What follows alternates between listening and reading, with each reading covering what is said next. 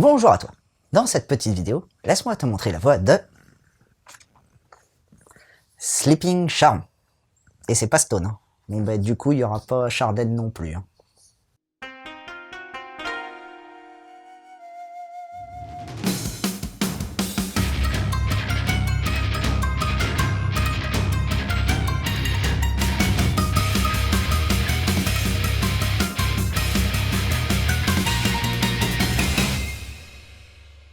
La porte est ouverte.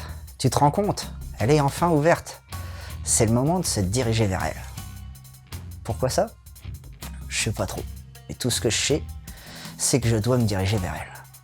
C'est d'ailleurs ce que fait ce jeune garçon. Lui aussi, il ne sait pas pourquoi il fait ça.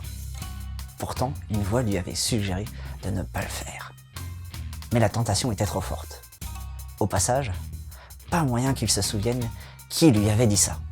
Mais bon, maintenant, plus moyen de faire machine arrière. Une seule idée en tête, atteindre les portes de la demeure qui se trouve devant lui. Mais celle-ci se trouve tellement loin.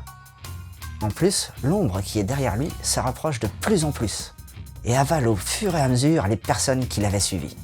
Il se met alors à courir de plus en plus vite pour atteindre cette fichue porte qu'il atteint in extremis. Malheureusement pour lui, cette dernière reste fermée. Et c'est comme par magie qu'elle va s'ouvrir pour le laisser entrer. Le petit garçon a eu de la chance. Il s'en est fallu peu pour qu'il finisse englouti par cette mystérieuse ombre. Il se retrouve donc tout seul dans cette immense bâtisse. Il commence à faire quelques pas, mais la peur l'assaille de plus en plus, au fur et à mesure. C'est alors qu'une petite fille, du nom de Charon, va se présenter à lui et le rassurer. Ils vont aussi passer de superbes moments à s'amuser ensemble. Mais quelque chose cloche dans tout cela. Et puis surtout, qui est ce petit garçon que Charon a automatiquement appelé mon prince? Que le cauchemar commence.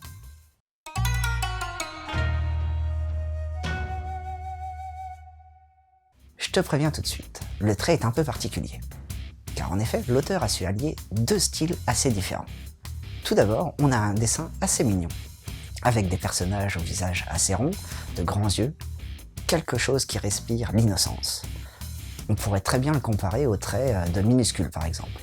Tu vois un peu le genre. Et d'un autre côté, il y a un trait plus sombre, avec pas mal d'aplats de noir avec les monstres, et on a aussi pas mal de nuances de gris. Ce qui tout de suite obscurcit pas mal les scènes et rend un peu plus glauque certains passages. D'un point de vue des arrière-plans, ils sont assez travaillés et présents tout au long de l'histoire, et permettent une meilleure immersion. Je prends pour exemple les banquets, qui m'ont fait quelque peu saliver en voyant tous ces succulents gâteaux et macarons. Pour ce qui est du découpage des cases, là on est loin de ce qui se fait classiquement. On a donc pas mal de coupes diagonales, ainsi que pas mal de découpages horizontaux, ce qui rend les scènes beaucoup plus angoissantes avec cet effet de rétrécissement. Quant à la jaquette, elle reste fidèle à celle japonaise, avec un petit effet aquarelle que l'on retrouvera au passage dans les premières pages de ce manga. Cet effet apporte d'ailleurs un peu de poésie dans cet univers bien sombre. Un petit conseil aussi, n'hésite pas à soulever la jaquette pour voir la couverture. Ça te permettra de te faire une petite idée sur l'ambiance générale de ce manga. Mais bon, chut, ça reste entre toi et moi.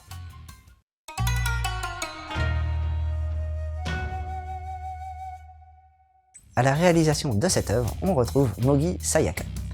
T'as sûrement dû entendre parler car c'est l'autrice du manga Pyupa, qui a été adapté en série animée.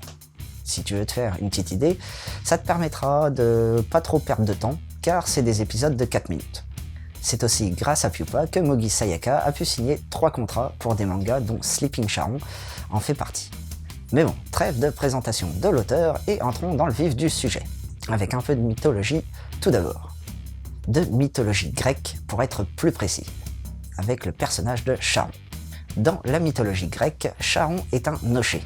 En gros, c'est un pilote de barque, qui permet aux âmes des morts ayant reçu une sépulture de traverser le Styx moyennant une obole.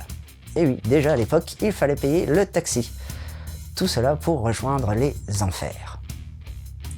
C'est au passage ce même personnage qui représentera la mort dans d'autres cultes.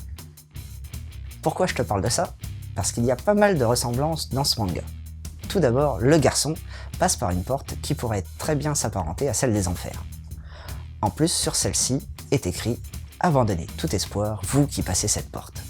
Ce qui est d'ailleurs une énorme référence à la Divine Comédie de Dante, où en gros un personnage descend dans les enfers. Tu vois, ça fait quand même pas mal de points communs. Bon, petite différence entre le mythe et le manga, c'est que normalement Charon est un vieux aigri, alors qu'ici c'est une petite fille toute mignonne.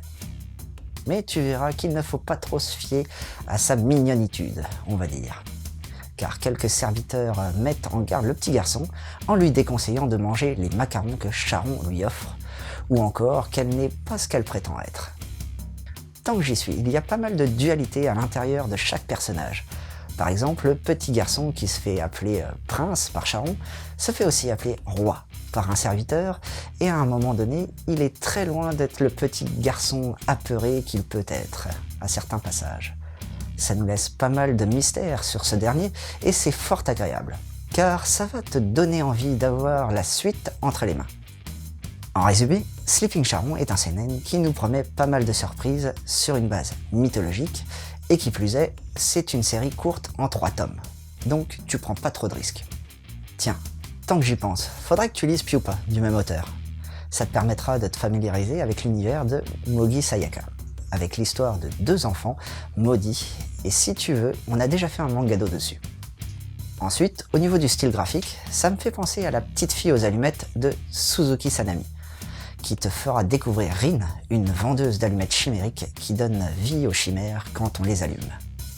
Et pour finir, dans la deuxième partie, je t'ai parlé du manga Minuscule, qui narre les aventures de Akume et Mikochi, 2 petites filles qui mesurent 9 cm et qui vivent dans la forêt. Et voilà, c'était Boubou. J'espère que cette petite chronique t'aura plu et surtout donné l'envie de lire Sleeping Charon. Allez, sur ce, je retourne guider les âmes des morts et surtout, n'oublie pas de suivre la voie du manga.